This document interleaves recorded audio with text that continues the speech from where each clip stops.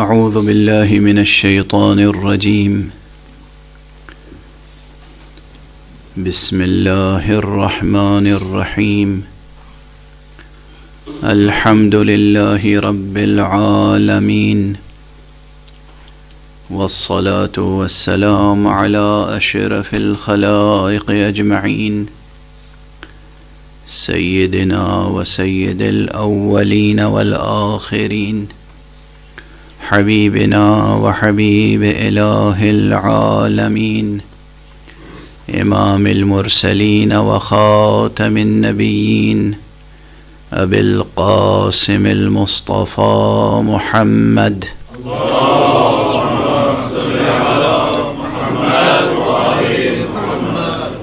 وعلى أهل بيته الطيبين الطاهرين الهداة المهديين المعصومين المظلومين واللعنة الدائمة على أعداء الحق والدين أما بعد فقد قال الله تعالى عز اسمه في محكم كتابه ومتقن خطابه بسم الله الرحمن الرحيم قل لله المشرق والمغرب يهدي من يشاء إلى صراط مستقيم صدق الله العلي العظيم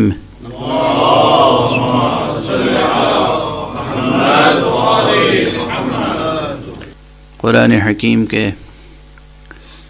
سورہ مبارک بقرہ کی ایک آیت کا ایک فقرہ مسلسل آپ حضرات کے سامنے تلاوت کرنے کی سعادت حاصل کر رہا ہوں، جس میں ارشاد فرمایا گیا ہے کہ کہہ دیجئے اے نبی، کہہ دیجئے کہ اللہ ہی کے لیے ہے مشرق اور مغرب۔ قل للہ المشرق والمغرب یہدی من یشاء الی صراط مستقیم، اللہ جسے چاہتا ہے صراط مستقیم کی طرف ہدایت فرماتا ہے۔ اس فقرے میں یشاء کا کلمہ فکری اعتبار سے اس وقت ہماری توجہ کا مرکز ہے، اور عنوان گفتگو ہے مشیت اور حسین۔ کل گفتگو اس مرحلے تک پہنچ گئی تھی کہ مشیت حق متعلق ہوئی اس امر کے، مشیت حق مقتضی ہوئی کہ نبوت مصطفیٰ سے شروع ہو، مصطفیٰ ہی پہ ختم ہو۔ اب خود یہ موضوع ایسا ہے کہ اس پر اگر 10 دن کیا 30 دن گفتگو کی جائے تو کم ہے، 1 سال گفتگو کی جائے تو کم ہے۔ مشیت حق مقتضی ہوئی کہ امر نبوت محمد ابن عبداللہ صلی اللہ علیہ وآلہ وسلم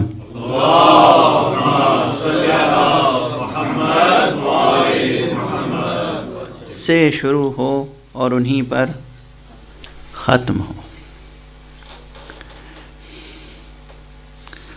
اور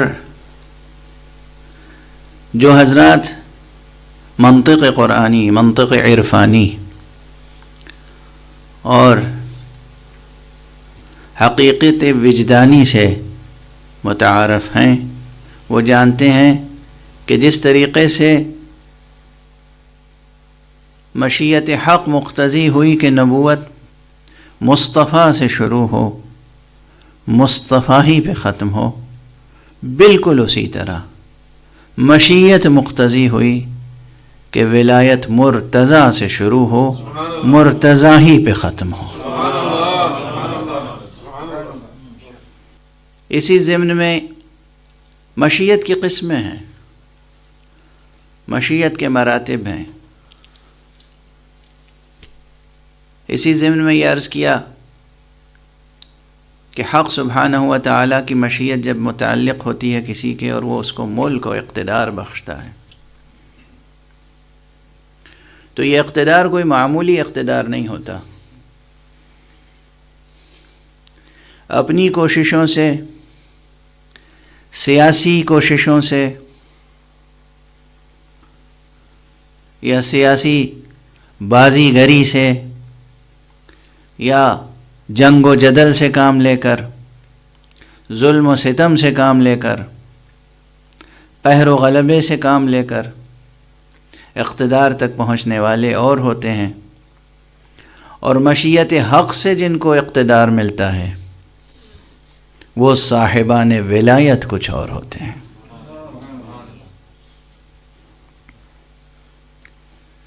صاحبان ولایت میں پہلی اور آخری شرط یہ ہے کہ وہ کسی سے قریب ہوں یا نہ ہوں، حق سے ہمیشہ قریب رہتے ہیں. اللہ سبحانہ و تعالی اصل راز و رمز ولایت یہ ہے، جوہر ولایت قربت حق ہے. اللہ کا تو تصور ہی نہیں ہوتا جنہیں ہوس اقتدار ہوتی ہے، لیکن جو حق سے قریب ہوتے ہیں انہیں ہوس اقتدار نہیں ہوتی. وہ تو اقتدار کو ٹھوکریں مارتے ہیں لیکن قوتیں انہی کے قدموں میں لوٹتی ہیں. یہ فرق ہے. مشیت جس سے متعلق ہوتی ہے، اس کائنات میں اس کے اقتدار کا عالم کچھ اور ہوتا ہے. اللہ سبحانہ و تعالی کی مشیت جس سے متعلق ہو اور وہ جس کو اقتدار دے تو اقتدار دے گا نا یا نہیں دے گا؟ اس کے دیے ہوئے اقتدار ہی کا نام ولایت تکوینیہ ہے.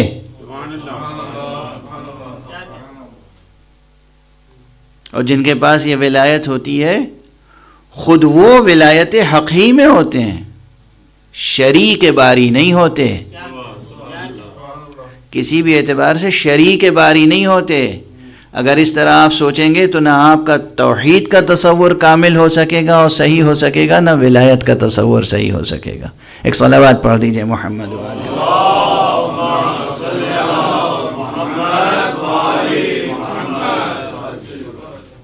وہی سادہ سی بات ہے جو میں نے اس سے پہلے کسی تقریر میں عرض کی تھی کہ اللہ سبحانہ و تعالی جسے بھیجتا ہے اپنا نمائندہ بنا کر، اور اس کے نمائندوں کے بھی مراتب ہیں، جسے صاحب اقتدار اور صاحب ولایت بنا کے بھیجتا ہے تو کچھ عطا کر کے بھیجتا ہے نا،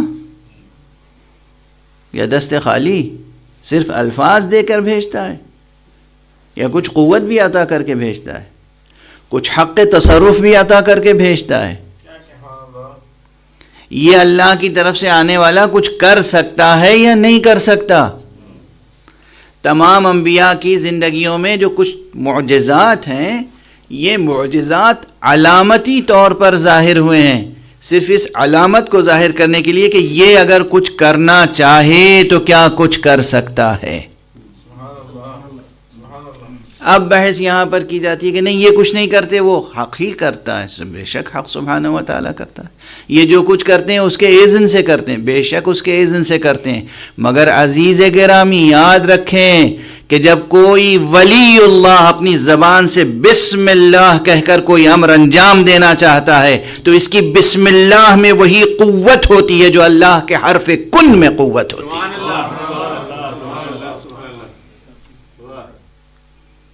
اذن، اللہ سبحانہ و تعالی کا اذن معصومین کے حرف دعا میں پوشیدہ ہے. یا یہ دعا نہیں کرتے اور یا دعا کرتے ہیں تو سمجھو کہ انہیں اذن حاصل ہے، ان کا ہاتھ اٹھ گیا دعا کے لیے، بس پھر وہ امر ہو کر رہے گا. اس لیے اہل دنیا یہ کوشش کریں کہ ان کا ہاتھ دعا کے لیے اٹھے تو ان کے حق میں دعائے خیر کے لیے اٹھے، کہیں خدا نخواستہ بد دعا کے لیے نہ اٹھے. ویسے عموماً جسے کہتے ہیں عام اصطلاح میں کہوں کہ 99.999% اللہ کی طرف سے آنے والے ہمیشہ دعا کرتے ہیں، دشمنوں کے لیے بھی دعا کرتے ہیں، دشمنوں کے لیے بھی دعا کرتے ہیں۔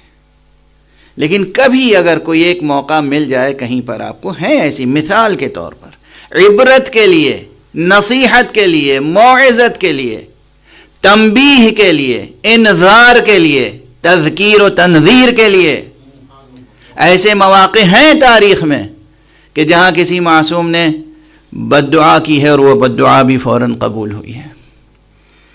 تو یہ دعا اور بد دعا جو ہے معصوم کی یا حجت خدا کی یا نبی مرسل کی یا ولی برحق کی، یہ خود اذن الہی کی حامل ہوتی ہے۔ یہ ہم اور آپ ہیں کہ ہماری دعا سے اذن الہی سے بہت فاصلہ ہوتا ہے۔ وہ اللہ کی طرف سے آنے والے بندے ہیں کہ ان کی دعا اور اذن الہی توأم ہے، توأم ہے۔ یہ سب، یہ ایک ایک جملے، یہ سب قابل بحث ہیں۔ ظاہر ہے کہ آپ حضرات کی ذہانتوں پر بھروسہ کر کے گفتگو آگے بڑھاتا چلا جا رہا ہوں۔ ایک صلوات پڑھیں محمد وآل محمد۔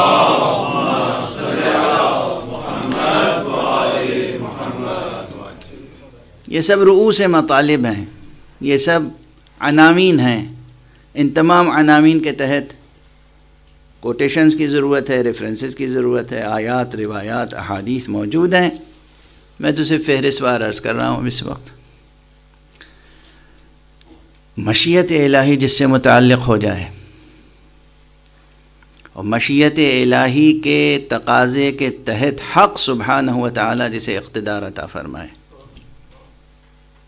اس کی سب سے بڑی مثال تاریخ عالم و آدم میں خود ذات گرامی محمد مصطفیٰ صلی اللہ علیہ وآلہ وسلم ہے۔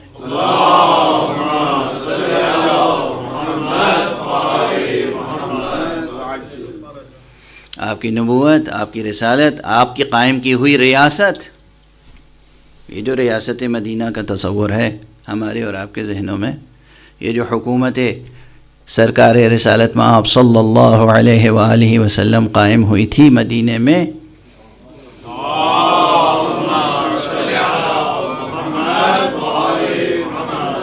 خدا کی قسم، قرآن کی قسم، آپ کی زبان سے نکلنے والے یہ درود کے کلمات، اس سے بلائیں دور ہوتی ہیں۔ دل سے اگر یہ آواز اٹھے پورے یقین کے ساتھ،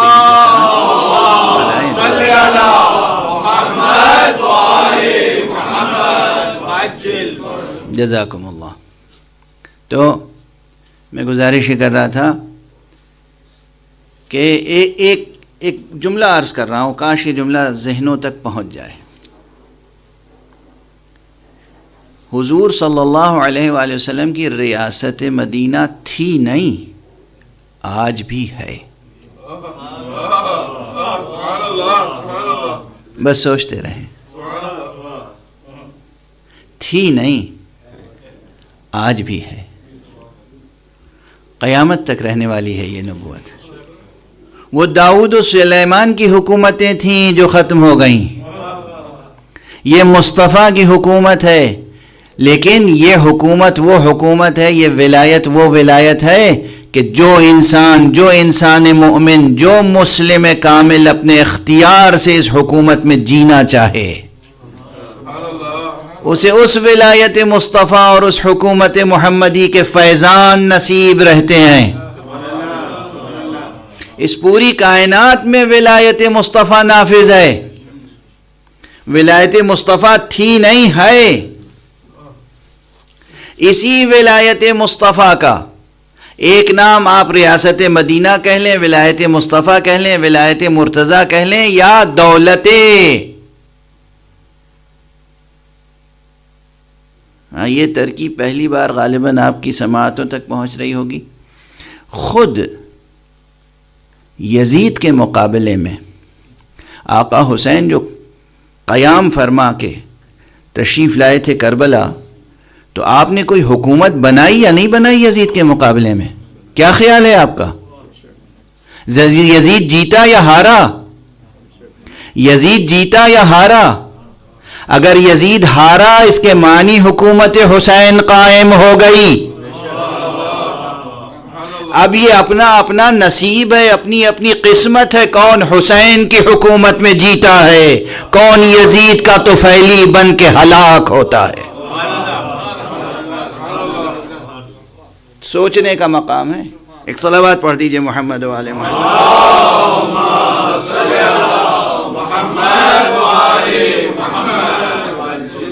بہت بڑا سوچنے کا مقام ہے یہ. اور فرما رہے ہیں آپ. ہاں عام ذہنوں تک یہ بات ذرا مشکل ہو جائے گی. سوچتے رہیے گا، سوچتے رہیے گا، اور مجالس حسین میں شرکت کرتے رہیے گا. مجالس حسین میں شرکت کیجیے گا تو یہ دقیق، مشکل، معضل، دشوار مسائل حل ہوتے رہیں گے. ان مجلسوں سے دور رہیں گے تو بہت سے مفاہیم قرآنی بھی روشن نہیں ہو پائیں گے. 2 جملے اور عرض کر دوں اس وقت. کل میں نے عرض کیا تھا کہ مقام ختم نبوت منحصر ہے ذات گرامی مصطفیٰ صلی اللہ علیہ وآلہ وسلم میں.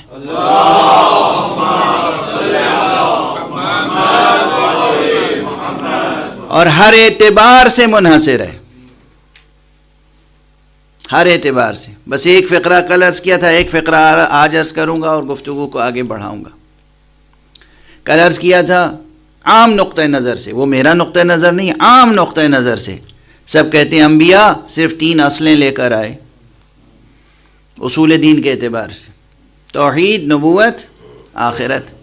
اور میں نے آپ کے سامنے گزارش کی کہ حضور بھی تو یہی 3 اصلیں لے کر آئے. مقام ختم نبوت پر فائز ہوئے تو آپ کے نقطہ نظر سے تو یہی 3 اصلیں تھیں اصول دین میں: توحید، نبوت، آخرت. تو پھر ان پر ختم نبوت کیوں نہیں ہو گئی؟ ان سے پہلے کسی نبی پر، ان پر کیوں ختم نبوت ہوئی؟ تو جوابات تو دینے پڑیں گے. اس میں ایک جواب یہی ہے کہ آپ یا تو اصول میں کسی چیز کا اضافہ کریں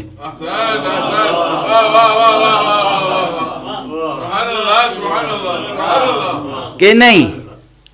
آدم سے لے کر عیسیٰ تک اصول دین 3 تھے: نبوت، توحید، نبوت اور آخرت. مصطفیٰ نے جو پیش کیا تو توحید کے بعد عدل بھی ہے، اور نبوت کے بعد امامت بھی ہے، اور آخرت ہے. یہ امامت اس لیے ہے تاکہ پیغام نبوت کو قیامت تک کے لیے اس طرح محفوظ رکھا جائے کہ پھر یہ مسخ نہ کر سکے کوئی، اس پیغام میں تحریف نہ ہو سکے، قرآن میں تحریف نہ ہو سکے، متن دین میں تحریف نہ ہو سکے، متن دین میں تحریف نہ ہو سکے. اور خدا کا شکر ہے کہ سرکار رسالت مآب ختمی مرتبت صلی اللہ علیہ وآلہ وسلم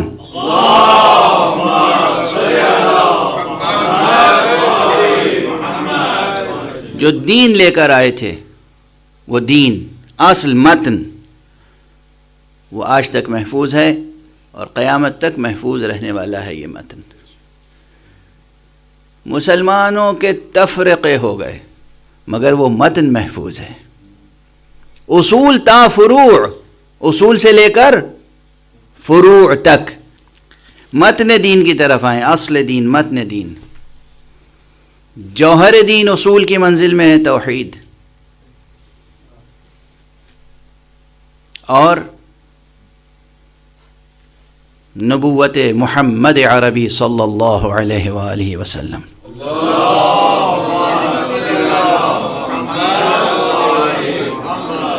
اور پوری دنیا میں، پوری کائنات میں جو بھی، ایک جملہ عرض کر رہا ہوں، جو بھی اس دنیا میں ایک خالق کا یقین رکھتا ہے، عقیدہ رکھتا ہے، خالق کا، معبود کا، اللہ کا عقیدہ رکھتا ہے، یقین فرمائیے وہ عادل خدا کا یقین رکھتا ہے، نعوذ باللہ ظالم خدا کا یقین نہیں رکھتا. تو عادل بھی تقریباً ہر ذہن میں راسخ ہے.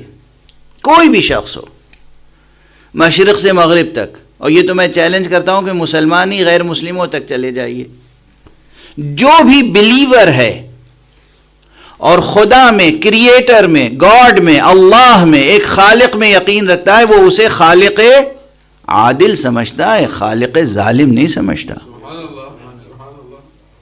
تو متکلمین کی دلیلوں کی ضرورت نہیں ہے کہ خدا عادل ہے یا نہیں ہے، زحمت نہ اٹھائیں، ہماری فطرت گواہی دیتی ہے کہ وہ ہے اور عادل ہے، ہماری فطرت گواہی دیتی ہے، انسان کی فطرت گواہی دیتی ہے کہ وہ ہے اور عادل ہے۔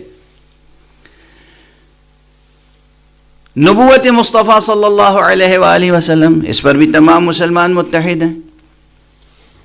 اور یہ بھی عرض کروں کہ علم کلام کی اصطلاحوں اور بحثوں میں مسئلہ امامت کو جتنا بھی پیچیدہ بنایا گیا ہو، لیکن پوری ملت کا کوئی ایک فرد بھی ضرورت امامت کا منکر نہیں ہو سکتا۔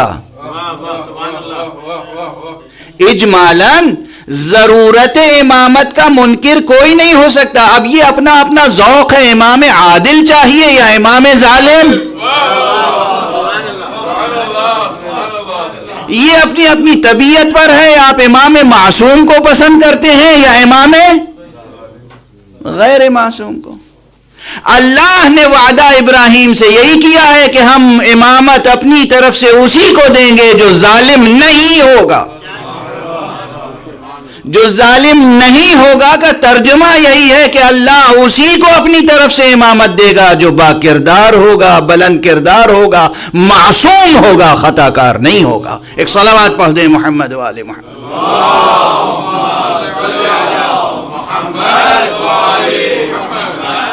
تو واضح ہے یہ بات، جو بھی خدائے واحد کا قائل ہے وہ خدائے عادل کا قائل ہے۔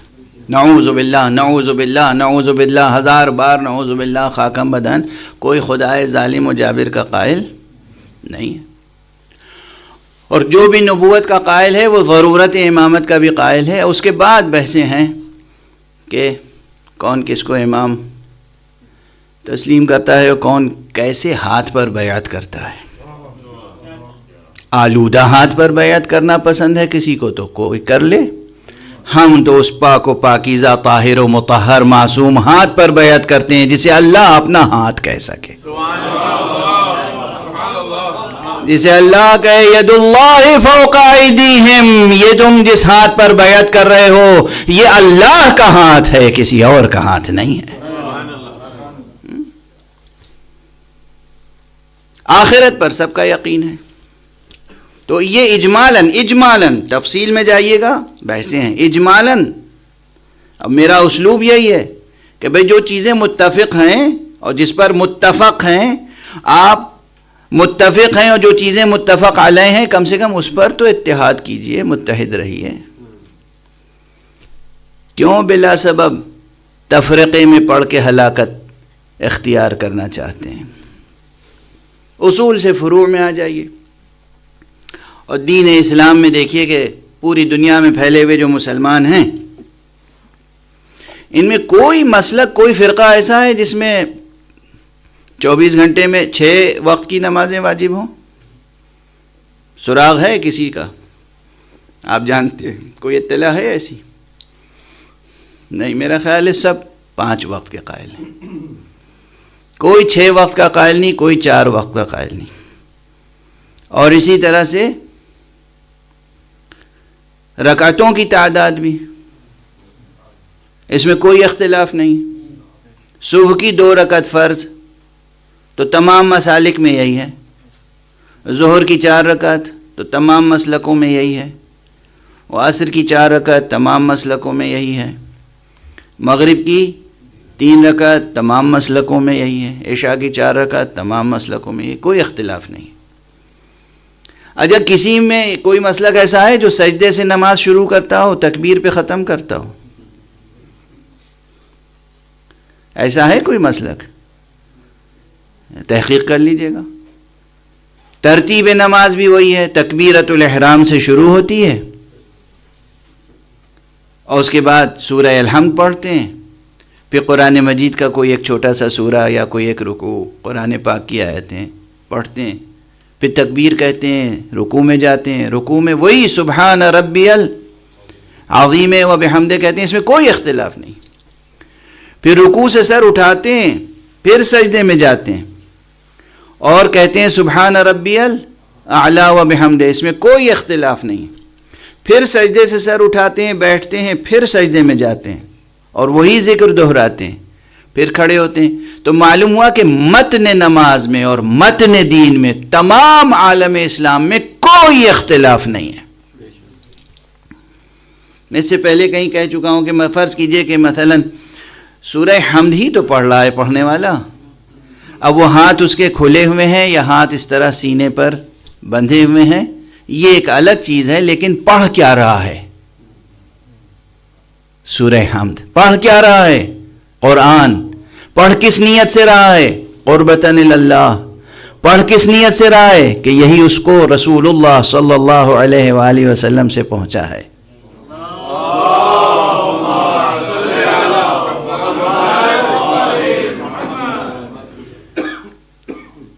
تو اب یہ یاد رکھیے کہ اگر ایک دوسرے کا احترام، عزت کا، نفس کا، خون کا، مال کا احترام پیش نظر ہو تو اتنا حوالہ کافی ہے کہ یہ جو پڑھ رہا ہے نماز، ہاتھ کھول کر پڑھ رہا ہو یا ہاتھ باندھ کے پڑھ رہا ہو، ہے یہ دین مصطفیٰ پر، ہے یہ دین خدا پر، ہے یہ میرے خدا کا کلمہ پڑھنے والا. اگر یہ شعور اور خدا اور رسول کے حوالے سے بھی ایک دوسرے کا احترام نہ کریں گے ہم، تو پھر کس حوالے سے احترام کریں گے؟ واضح ہے؟ تو پورے عالم اسلامی میں میں نے عرض کیا جتنے بھی تفرقے ہو گئے ہوں، لیکن متن دین محفوظ ہے. نماز کے بعد روزے پہ آ جائیے، سب کے سب روزہ. دیکھیے تمام مسالک میں نماز سے پہلے کچھ مقدمات نماز ہیں تاکہ دل و دماغ نماز کے لیے مکمل طور پر آمادہ ہو جائے اور واقعاً حظ حضوری نصیب ہو، لطف حضوری نصیب ہو. جب ہم تکبیر کہیں اللہ اکبر تو اپنے آپ کو حضرت حق سبحانہ و تعالیٰ کے سامنے پائیں اور اپنے سامنے حق کو پائیں، وہ کیفیت پیدا ہو جائے جو رسول اللہ نے فرمایا ہے کہ تم اس طرح نماز پڑھو کہ جیسے تم خدا کو دیکھ رہے ہو یا خدا تمہیں دیکھ رہا ہے. اس کیفیت کو پروان چڑھانے کے لیے کچھ مقدمات نماز ہیں، کچھ واجب، کچھ مستحب اور سنت. وضو ہے، طہارت کے اور آداب ہیں، اذان ہے، اقامت ہے، تکبیرات افتتاحیہ ہیں، اور کچھ اعمال وہ ہیں جو اس کیفیت کو، قرب خدا کی کیفیت، نماز میں جو قرب خدا حاصل ہوا اور جو معراج نصیب ہوئی ہے نا یہ حدیث، الصلاۃ معراج لکل تقی، نماز ہر متقی کی معراج ہے. مشہور عبارت یہ ہے کہ الصلاۃ معراج المؤمن، نماز مومن کی معراج ہے، لیکن حضور علیہ الصلاۃ والسلام سے جو حدیث مروی ہے وہ ان لفظوں میں ہے الصلاۃ معراج لکل تقی. تو یہ جو معراج نصیب ہوئی، یہ جو شرف قرب نصیب ہوا، اس شرف کو، اس حظ کو، اس کیفیت کو برقرار رکھنے کے لیے نماز پڑھتے ہی فوراً مصلی سے ہٹ نہ جاؤ، تھوڑی دیر مصلی پہ بیٹھو اور ذکر حق میں مشغول رہو. وہ مقدمات کی طرح یہ اعمال کیا ہیں؟ تکمیل نماز کے لیے اسے کہتے ہیں تعقیبات. یہ کیا ہے؟ تعقیبات. یہ تعقیبات ہیں. جس طرح نماز کے لیے، نماز میں حاصل ہونے والے قرب کو کی کیفیت کو پانے کے لیے اور پھر اس کو باقی رکھنے کے لیے پہلے مقدمات ہیں اور بعد میں تعقیبات، اسی طرح حج بیت اللہ کے لیے میں گزارش کرتا ہوں کہ اس حج کے مقدمات اور تعقیبات ہیں. حج کے مقدمات یہ ہیں کہ مدینے جاؤ، حج کے تعقیبات یہ ہیں کہ کربلا جاؤ. ایک صلوات پڑھ دیجئے محمد و آل محمد.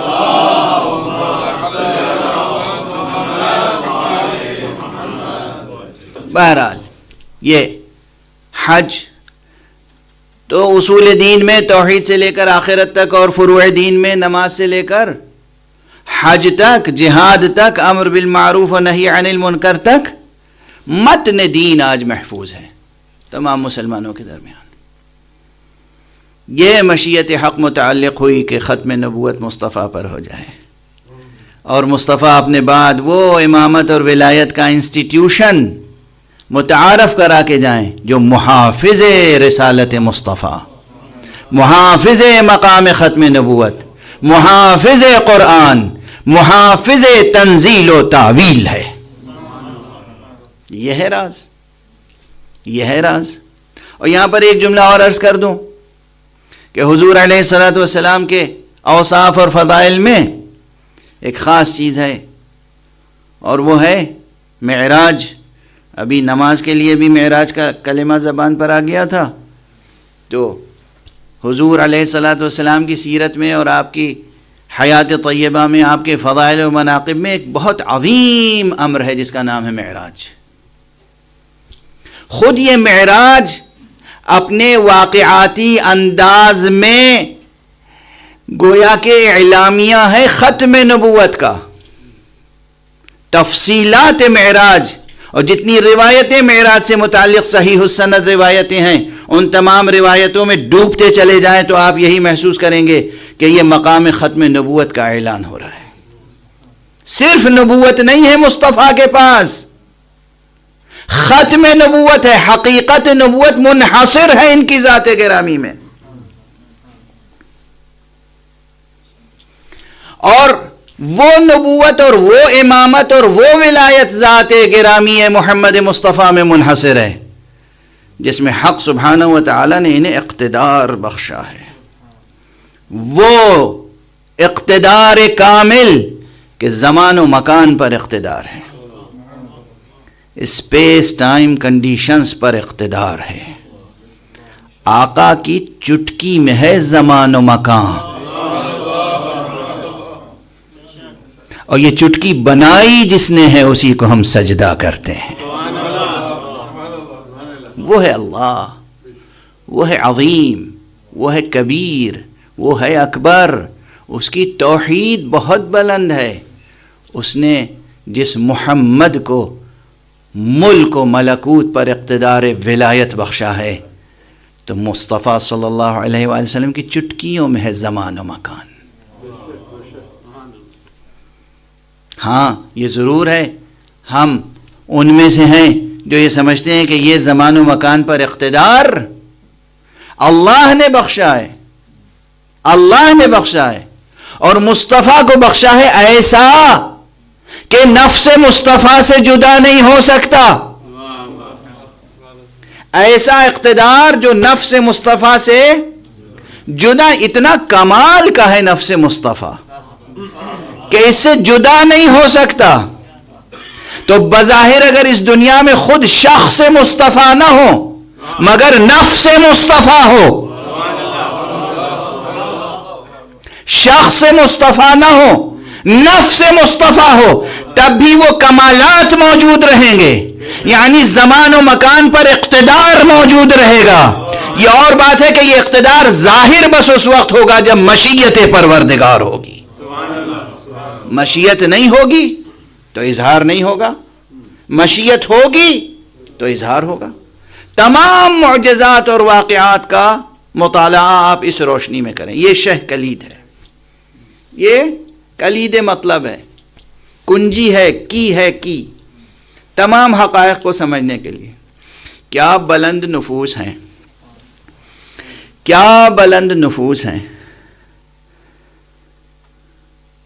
اور معراج، اس بلندیوں پر جا کر مصطفیٰ صلی اللہ علیہ وسلم نے صرف ماضی کا نظارہ تھوڑی کیا ہے، ماضی سے مستقبل تک، ازل سے ابد تک کا نظارہ مصطفیٰ صلی اللہ علیہ وآلہ وسلم نے جس فراز وجود پر کیا ہے اس کا نام ہے معراج۔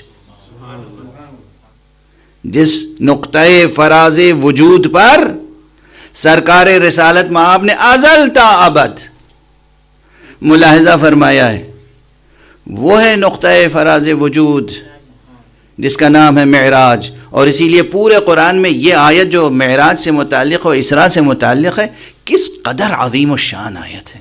سبحان الذی اسری بعبدہ لیلا من المسجد الحرام الی المسجد الاقصی الذی بارکنا حولہ لنریہ من آیاتنا. اللہ اکبر. یعنی یہ وہ واقعہ ہے، دونوں چیزیں ہیں، ذرا غور فرمائیے گا. ذات گرامی مصطفیٰ، اللہ اکبر. یہ میں آج اور اس موقع پر یہ شاید یہ بھی مشیت ہے کہ سرکار رسالت میں آپ کے تعلق سے چند جملے عرض کر رہا ہوں، اس لیے کہ ان کے اہل بیت کے جن افراد کے فضائل اور مصائب گزارش کرنے ہیں یا کیے جا رہے ہیں اس وقت دنیا کے ہزاروں ممبروں پر، وہ سب کے سب اہل بیت مصطفیٰ ہیں. اگر مصطفیٰ سمجھ میں نہیں آئے تو اہل بیت مصطفیٰ سمجھ میں نہیں آئیں گے. اگر مصطفیٰ سمجھ میں نہیں آئے تو اہل بیت مصطفیٰ سمجھ میں نہیں آئیں گے.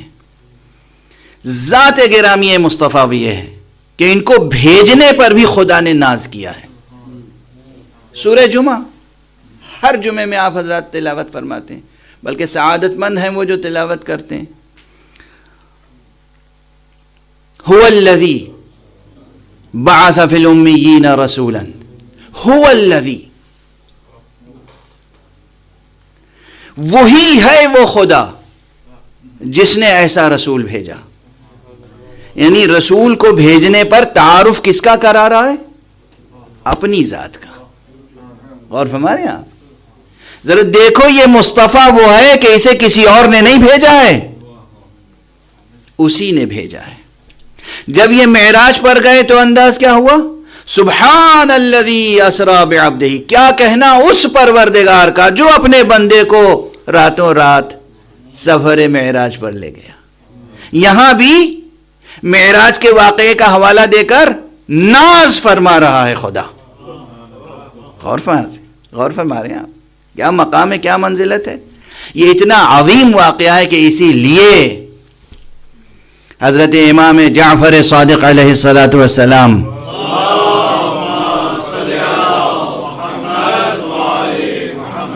نے ارشاد فرمایا ہے کہ واقعہ معراج کا انکار کفر ہے.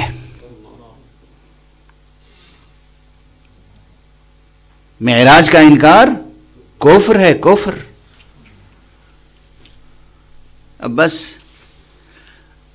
واقعہ معراج کا انکار کفر ہے یہ خصوصیت سے معصوم نے فرما دیا، اس لیے کہ اس کا انکار بھی وہیں سے ہو رہا تھا، اسی مرکز سے جس مرکز سے اصل نبوت کا انکار ہو رہا تھا.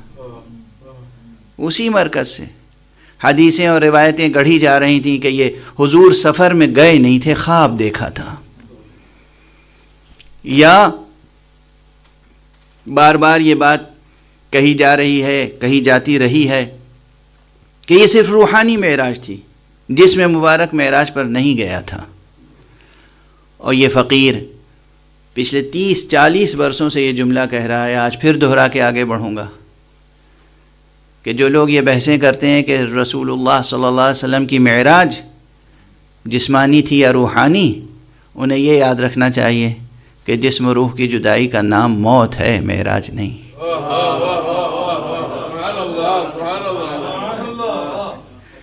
جسم اور روح کی جدائی کا نام موت ہے، معراج نہیں. تو آپ کس چیز کو ڈسکس کرنا چاہتے ہیں، موت کو یا معراج کو؟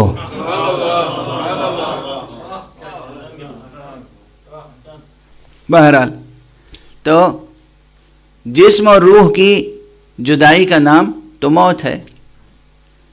معراج نام ہی اس کا ہے کہ جہاں تک روح پرواز کرے.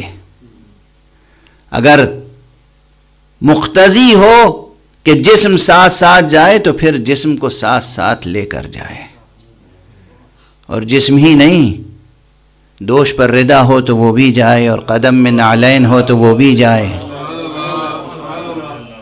اور یہ ردا بھی کوئی معمولی ردا نہیں ہے، یہ ردا وہ ہے جس پر بار بار فاطمہ زہرا نے پیوند لگائے ہیں. یہ نعلین بھی کوئی معمولی نعلین نہیں ہے، یہ وہ نعلین ہے جسے بار بار مرتضیٰ نے درست کیا ہے. ایک صلوات پڑھ دیجئے محمد و آل محمد۔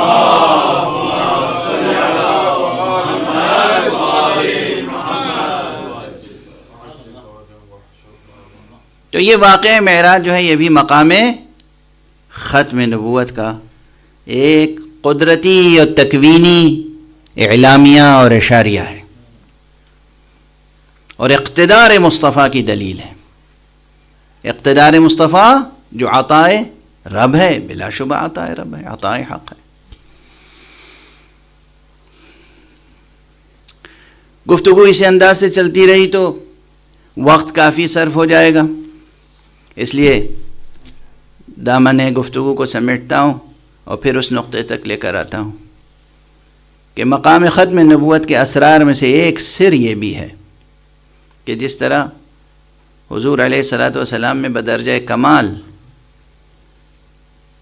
اصول دین کو پہنچایا، فروع دین کو پہنچایا، اسی طرح قیامت تک آنے والے مسائل کو حل کرنے کے لیے اگر معصوم کا وجود ظاہر بظاہر موجود نہ ہو تو پھر مسلمان کیا کریں؟ اس کے لیے صرف احکام نہیں عطا کیے بلکہ احکام بنانے والے اصول بھی عطا کیے۔ یہ کمال مصطفیٰ صلی اللہ علیہ وآلہ وسلم۔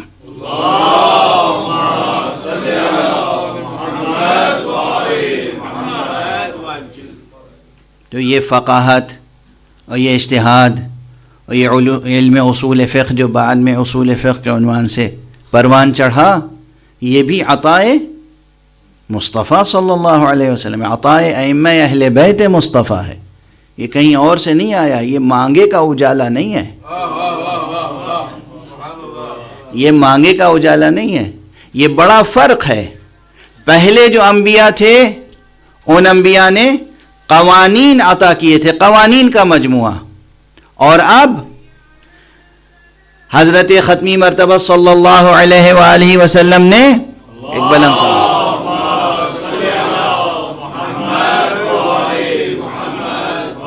حضرت نے قوانین کا ایک مجموعہ بھی دیا، اور جہاں قوانین نہ ہوں وہاں کے لیے قانون بنانے کے لیے بھی ایک مجموعہ قوانین عطا کیا۔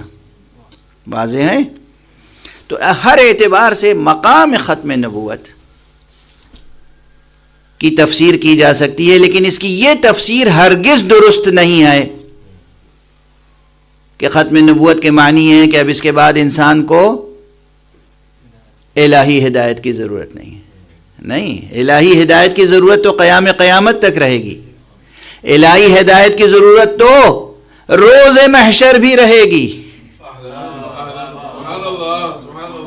الہی ہدایت کی ضرورت تو جب تک وجود ہے تب تک الہی ہدایت کی ضرورت رہے گی، جب تک عالم ہستی ہے تب تک ہدایت الہیہ اور ہدایت ربانیہ اور فیضان ربانیہ کی ضرورت باقی رہے گی۔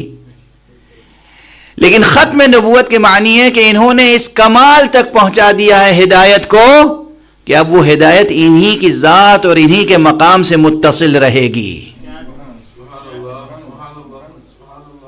انہی کی ذات اور انہی کے مقام نبوت سے متصل رہے گی۔ کسی اور مقام سے نبوت درآمد نہیں کی جا سکتی، نبوت کسی اور جہت سے، کسی اور ملک سے، کسی اور سیاسی نظام سے درآمد نہیں کی جا سکتی۔ بس یہاں گفتگو کو روک رہا ہوں۔ بعض ایسے ہی افراد ہیں جن کی وجہ سے مقام ختم نبوت اور حقیقت ختم نبوت کے متعلق سوالات قائم ہو رہے ہیں، اور جو لوگ وفاداران مقام ختم نبوت ہیں ان سے گزارش کر رہا ہوں حسین کا تذکرہ نہ چھوڑنا۔ ایسے لوگوں کا مسکت جواب ہے حسین کا ذکر، اس لیے کہ تاریخ عالم پر مشیت متعلق ہوئی حسین سے، اس لیے کہ جب تخت شام سے نبوت کا انکار ہو رہا تھا اس وقت حسین بلند ہو گئے۔ میرے ہوتے ہوئے نبوت کا کون انکار کر سکتا ہے؟ میرے ہوتے ہوئے نبوت کا کون انکار کر سکتا ہے؟ تمام مورخین نے لکھا ہے تمام مورخین نے لکھا ہے کہ باغی شام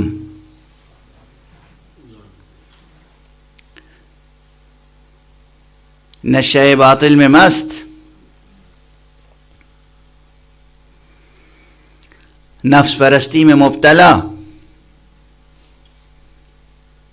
محرمات الہیہ کو حلال کرنے والا اور فرائض الہیہ کو پامال کرنے والا اس تخت پر بیٹھ کر یہ اعلان کر رہا تھا اور یہ کافرانہ اشعار دہرا رہا تھا کہ لعبت ہاشم بالملک فلا ملک جاء ولا وحی نزل. یہ تو بنی ہاشم نے ایک کھیل کھیلا تھا، ایک ڈھونگ رچا تھا اقتدار حاصل کرنے کے لیے، اپنی حکومت قائم کرنے کے لیے، ورنہ نہ کوئی ملک نازل ہوا تھا نہ کوئی وحی نازل ہوئی تھی. تو آپ فرمائیں کہ جو یہ کہنے والا ہو، جو بھی یہ کہنے والا ہو، وہ مسلمان ہے یا کافر؟ میں نام نہیں لے رہا ہوں، میں یہ پوچھ رہا ہوں تمام مسلمانوں سے کہ یہ بتائیں یہ کہنے والا کہ بنی ہاشم نے ایک کھیل کھیلا تھا، ایک ڈھونگ رچا تھا اقتدار حاصل کرنے کے لیے، نہ کوئی فرشتہ نازل ہوا تھا نہ کوئی وحی آئی تھی، یہ کہنے والا مسلمان ہے یا کافر؟ اب نام آپ جا کے تلاش کیجئے کتابوں میں کہ کون تھا یہ کہنے والا.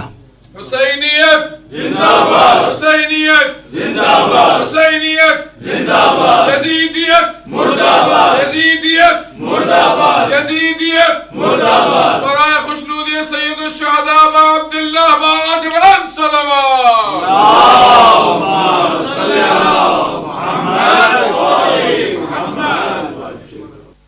تاریخ کے اس موڑ پر حسین نمودار ہوئے، اور پھر تنہا حسین نے کتنی مہریں لگائی ہیں مقام ختم نبوت کے دستاویز پر، چھوٹی بڑی کتنی مہریں ہیں. کہیں اکبر کے لہو سے مہریں، کہیں اصغر کے لہو سے مہریں، کہیں قاسم کے لہو سے مہریں، کہیں اون و محمد کے لہو سے مہریں لگائیں، کہیں عباس کے خون کی مہر لگی ہوئی ہے. تم ختم نبوت اور نبوت مصطفیٰ کا انکار کرو گے؟ تم مصطفیٰ اور نبوت مصطفیٰ کا انکار کرو گے؟ تم مقام ختم نبوت کا انکار کرو گے؟ خدا کی قسم جب تک تاریخ میں واقع کربلا زندہ ہے کوئی نہ مصطفیٰ کی نبوت کا انکار کر سکتا ہے نہ ختم نبوت کا انکار کر سکتا ہے. کس اہتمام سے نبوت کی حفاظت کی ہے، کس اہتمام سے پیغام الہی کی حفاظت کی ہے، کس اہتمام سے، کس اہتمام، اور کس اہتمام سے حجتیں قائم کی ہیں. حسین مجبور کا نام نہیں ہے، حسین مظلوم ہے مجبور نہیں. حسین مظلوم ہے مجبور نہیں. حسین صابر ہے مقہور نہیں. حسین کا وجود مبارک و مقدس بہت بلند ہے. یہ جو کچھ بھی آپ نے دیکھا، پانی طلب کر رہے ہیں، صدا استغاثہ بلند کر رہے ہیں، یہ سب حجتیں تمام کر رہے ہیں، حجتیں تمام کر رہے ہیں. میدان کربلا میں جو آواز استغاثہ بلند کی تھی، یقین کیجئے اہل معرفت کے لیے آج بھی وہ آواز فضا میں گونج رہی ہے. حل من ناصر ینصرنا، حل من مغیث یغیثنا. کوئی ہے میرا مددگار، ہمارا مددگار جو ہماری مدد کے لیے آئے؟ کوئی ہے ہماری فریاد رسی کرنے والا جو ہماری فریاد رسی کرے؟ کوئی ہے جو حرم مصطفیٰ سے دفاع کرے؟ یہ آواز آج بھی گونج رہی ہے. جو لوگ حرم مصطفیٰ سے دفاع کرنے والے وہی ہوں گے جو آج وجود مبارک و مقدس مہدی پر جان نثار کرنے والے ہوں گے. جو آج ذریت مصطفیٰ سے، ذریت زہرا سے وجود مبارک و مقدس مہدی پہ جان نثار کرنے کے لیے تیار ہوں گے، وہ گویا وہ ہوں گے جو حسین کی صدا استغاثہ پر لبیک کہہ رہے ہوں گے. اسی لیے مجھے یہ نعرہ بہت پسند ہے، جب آپ کہتے ہیں لبیک یا حسین، مجھے بہت پسند ہے، بہت پسند ہے، بہت عزیز ہے مجھے یہ نعرہ۔ لبیک یا حسین کا ترجمہ ہوتا ہے لبیک اللہم لبیک، وہ اسی کا ترجمہ ہے، وہ اسی کا ترجمہ ہے۔ وہ نظریے کی منزل ہے، یہ عمل کی منزل ہے۔ وہاں علامتی انداز میں حیوان کی قربانی پیش کی جاتی ہے، یہاں حقیقی طور پر اپنی جان کی قربانی پیش کی جاتی ہے۔ حسین صدا استغاثہ بلند کر رہے ہیں، حل من ناصر ینصرنا حل من مغیث یغیثنا۔ اس کی ایک تاثیر یہ ظاہر ہوئی کہ خیمہ گاہ میں ایک بچہ تھا، شیرخوار بچہ، اجرکم علی اللہ، اجرکم علی اللہ، ایک شیرخوار بچہ تھا جو غشی کی کیفیت میں پڑا ہوا تھا، جھولے میں، جس کے ہونٹ خشک ہو چکے تھے، آنکھیں بیٹھی ہوئی تھیں، چہرہ زرد ہو چکا تھا، ماں تو اس کی زندگی سے مایوس ہو چکی تھی، جھولے میں غشی کے عالم میں پڑا ہوا تھا۔ جیسے ہی آقا کی آواز بلند ہوئی حل من ناصر ینصرنا، بچے نے آنکھیں کھولی، اور جب دوسری آواز بلند ہوئی حل من مغیث یغیثنا، بچے نے تڑپ کے خود کو جھولے سے گرا دیا۔ زمین جل رہی تھی، جلدی سے ماں نے اٹھا لیا گود میں، اور خیمہ گاہ سے بیویوں کے رونے کی آواز بلند ہوئی، حسین کے کانوں تک پہنچی تو حسین پلٹ کے تشریف لائے در خیمہ پر، ابھی میں زندہ ہوں، گریے کا کیا سبب ہے؟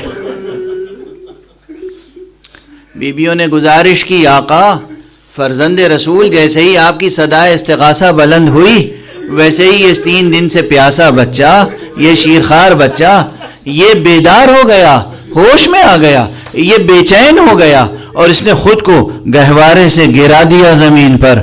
آقا نے ایک مرتبہ ہاتھوں کو بڑھایا، لاؤ میرے لال کو میرے سپرد کر دو۔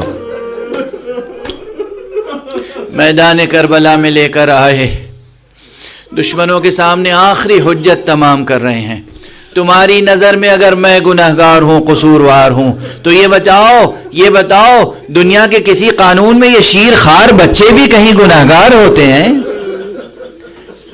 دیکھو یہ پیاسا ہے، پھر اپنے بچے کی طرف توجہ فرمائی، بیٹا تم حجت خدا کے فرزند ہو، اپنی پیاس کا اعلان خود کر دو، ان پہ حجت تمام کر دو۔ بچے نے ننھا سا چہرہ فوج کی طرف موڑا، سوکھی ہوئی زبان ہونٹوں پہ پھیرائی، اور ادھر فوج میں انقلاب برپا ہوا، ادھر انقلاب کے آثار رونما ہوئے، ادھر شقی نے اس اپنے مشہور تیر انداز کو حکم دیا، اقطع کلام الحسین، حسین کی تقریر منقطع کر دے۔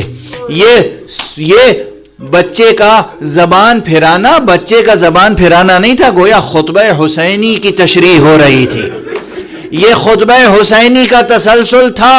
اقطع کلام الحسین، اگر یہ عبارت تاریخ میں درست ہے تو اس کی یہی تفسیر ہو سکتی ہے، دوسری عبارتیں بھی ہیں میری نظر میں ہیں، دوسری تعبیریں بھی ہیں۔ بہرحال تیر آیا اور تیر نے وہ قیامت ڈھائی، سہ شعبہ تیر۔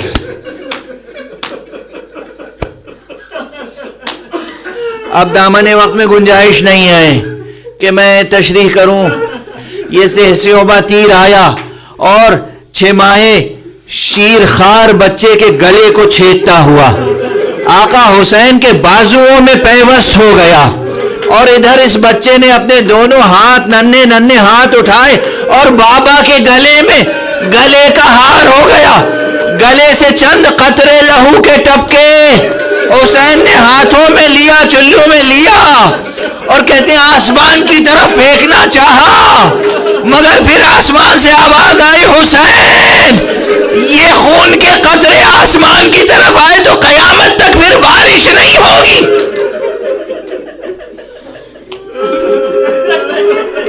اگر یہ قطرے زمین پر گئے تو قیامت تک کچھ روئیدہ نہیں ہوگا، یہ خون ناحق بہت عظیم خون ہے۔ آقا کیا کرتے؟ نہ زمین قبول کر رہی ہے نہ آسمان. وہ خون لیا اور بچے سے خطاب کر کے اپنے چہرے پر مل لیا.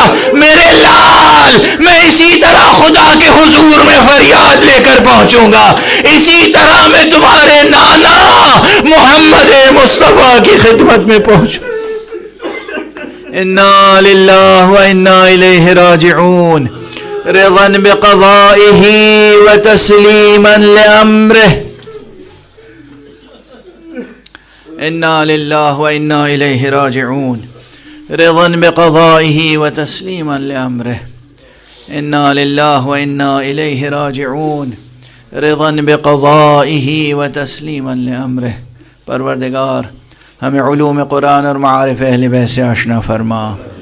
پروردگار ہمارے سینوں میں چراغ توحید ہمیشہ روشن رہے. پروردگار ہمارے ہاتھوں میں ہمیشہ دامان ختم نبوت رہے. پروردگار ہم ہمیشہ صراط مستقیم ولایت پر گامزن رہیں. معبود پروردگار ہمارے سروں پر علماء برحق کا سایہ برقرار رہے. پالنے والے اپنے ولی آخر کو اذن ظہور عطا فرما اور ان کے ہاتھوں سے اپنی رحمت و رافت و عدالت کا پرچم لہرا دے. ماتم حسین. یا حسین